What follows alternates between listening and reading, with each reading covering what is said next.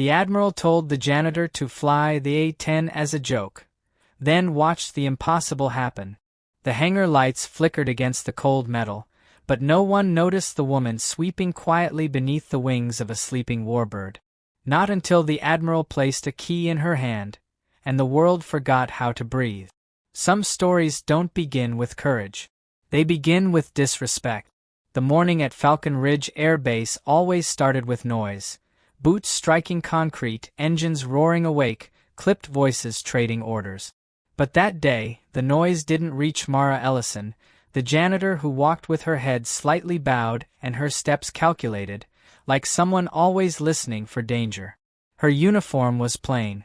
Her badge read nothing more than custodial staff. She kept to herself, sweeping dust from beneath the A-10 Thunderbolt II, tail number GX411, a machine she treated with surprising gentleness. If anyone noticed, they assumed she was just careful. No one imagined familiarity.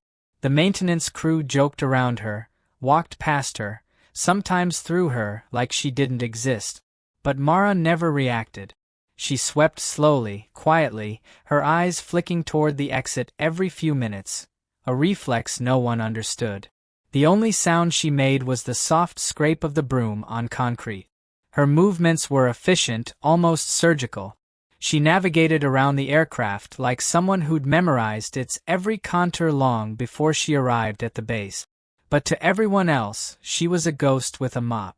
A woman who didn't belong. A woman no one ever asked anything about. They would regret that. Admiral Horace Rourke entered Hangar 12 with the confidence of a man who believed every room belonged to him. His ribbons gleamed, his polished shoes clicked sharply. His ego arrived 5 seconds before he did.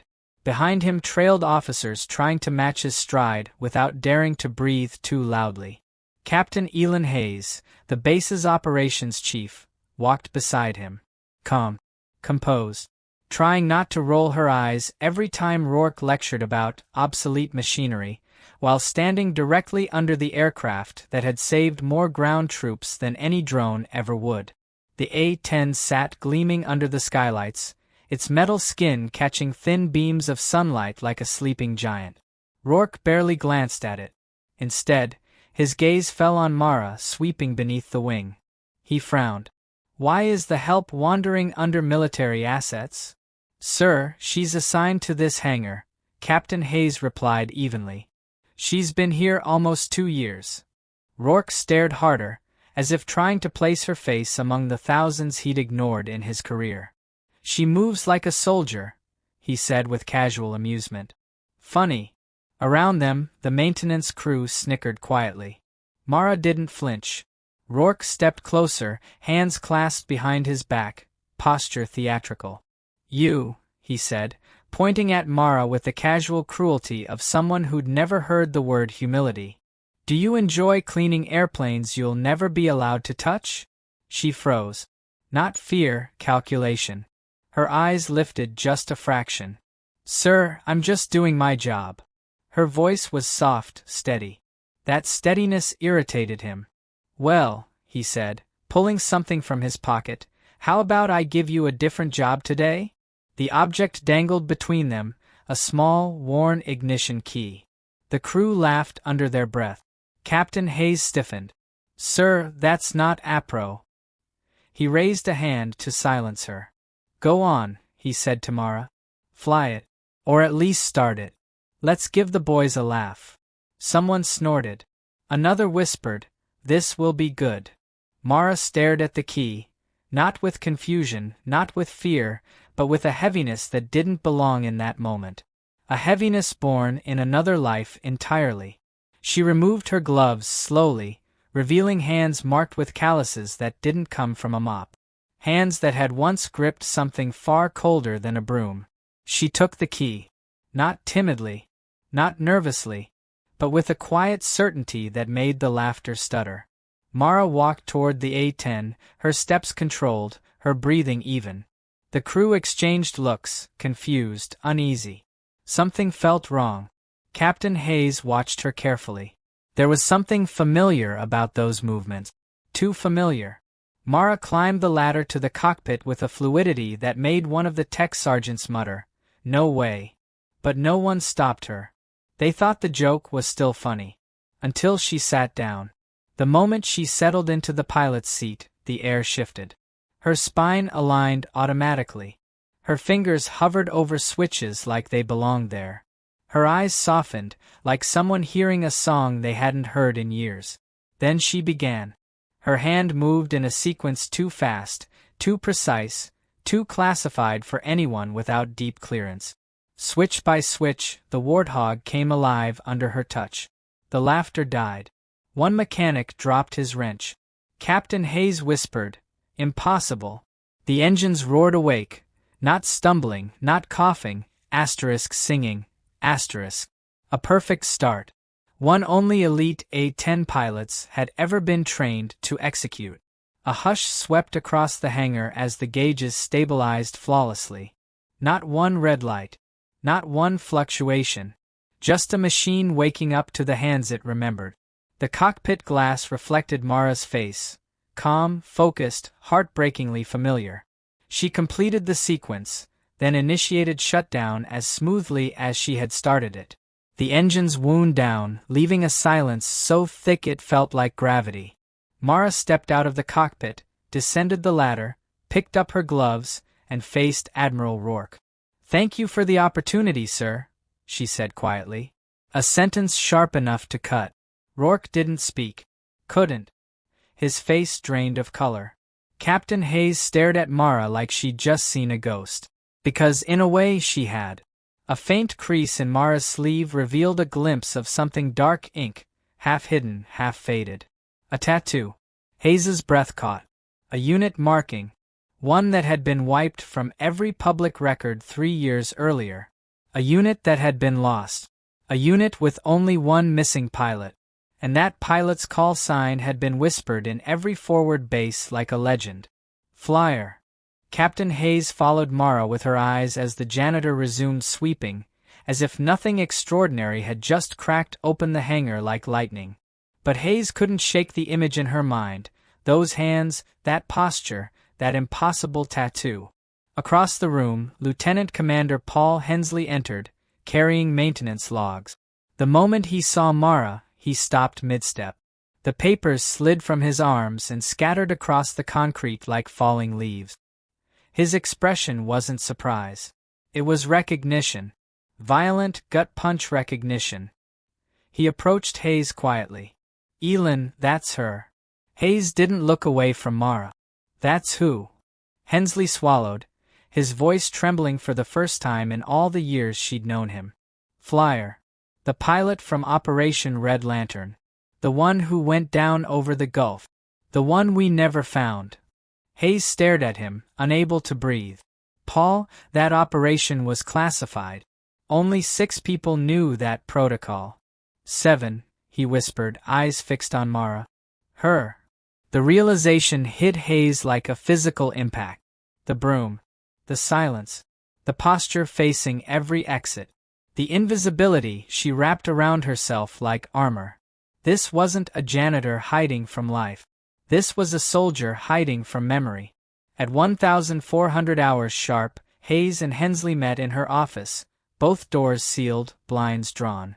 The silence between them felt heavy, denser than paperwork or protocol. "Explain," Hayes said finally. Hensley ran a hand over his face. 3 years ago, Mara Ellison, call sign Flyer, led an emergency extraction under fire. She saved her entire squadron. Hayes leaned forward. That mission was wiped from every system after the political fallout. "She wasn't supposed to survive," Hensley replied. "But she did. Barely." They found her weeks later with a severe head injury. Disoriented. Detached. Hayes froze. "You're saying she doesn't remember?" "No," he said softly. "I'm saying she remembers enough to hurt." He opened a file, one she had never seen. Inside were photos, Mara in uniform, standing beside the same A-10 she'd just started. A woman with fire in her eyes instead of the hollow quiet they'd grown used to. Hayes whispered, "Why didn't she come back to the Air Force?" She tried, Hensley said. But trauma doesn't follow paperwork. She drifted. Took a janitorial job here because I think she needed to be close to the only thing that ever made sense to her. Hayes closed the file slowly. What do we do? Hensley didn't answer. Back in Hangar 12, Mara swept the far corner, but her movements weren't steady anymore. The morning's encounter had shaken loose something she'd spent years burying under silence. Her hand trembled slightly each time she passed beneath the aircraft's wing. Memories flickered, bright, broken, painful. A cockpit. A warning light. A fire she couldn't see but could feel through vibrations in her bones. A voice screaming her call sign through static. She gripped the broom tighter. Not now. Not here. But the roar of the A-10's engines, her engines, still echoed faintly in her mind. A sound she'd thought she would never hear again. A sound that once meant purpose and loss. A young airman approached her timidly, clearing his throat. Hey. You, really started that jet earlier." Mara didn't answer immediately. She blinked, grounding herself. "I used to work around them," she said softly. "A long time ago." He nodded but didn't move away. "You looked like you belonged there."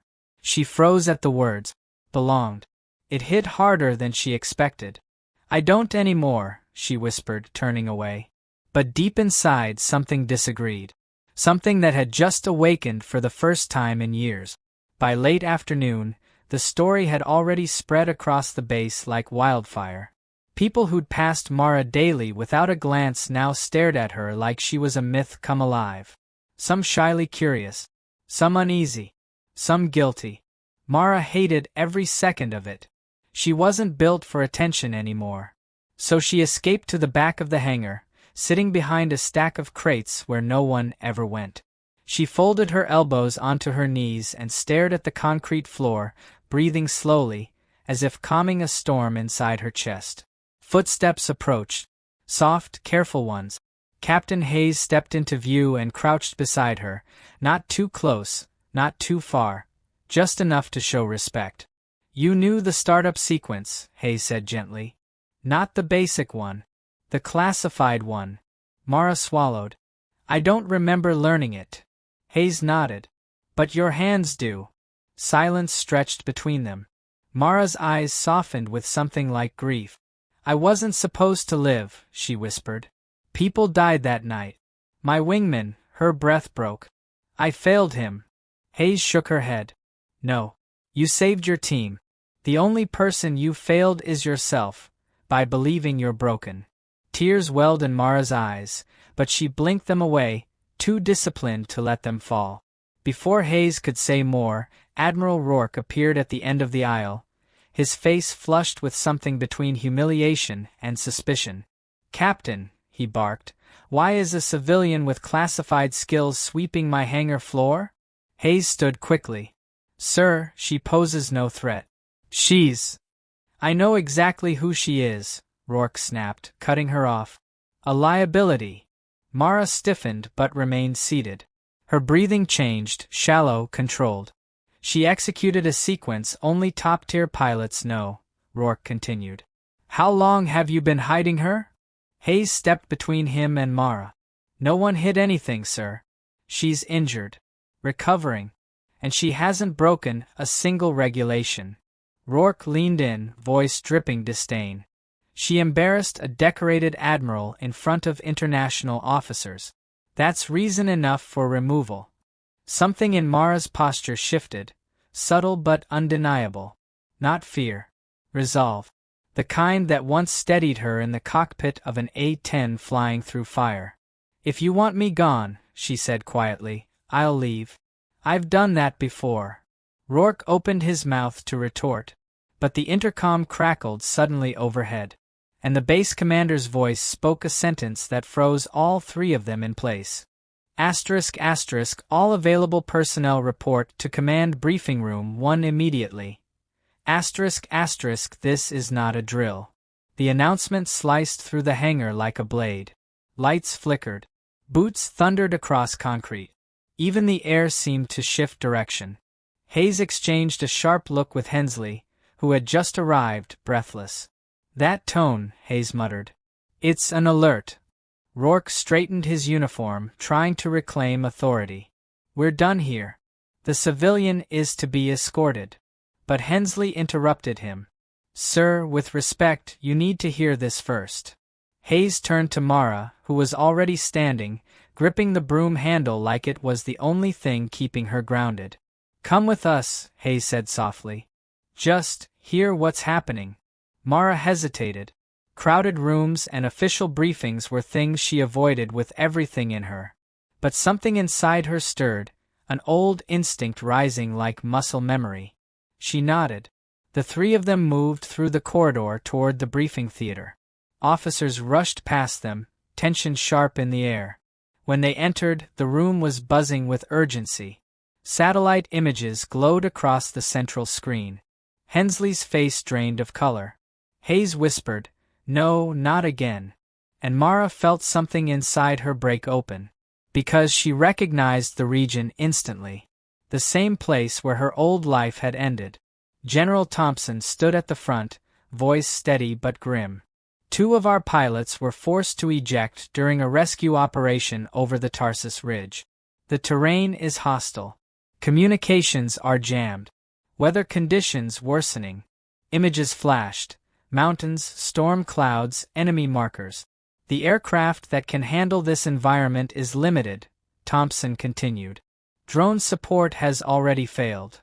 Rourke cleared his throat loudly. "Why are we being told this? That ridge is practically unflyable." Thompson didn't look at him. "We have one option. A manual insertion with low visibility. We need someone with exceptional A-10 experience. Someone who can navigate terrain most pilots can't." A ripple of murmurs spread across the room.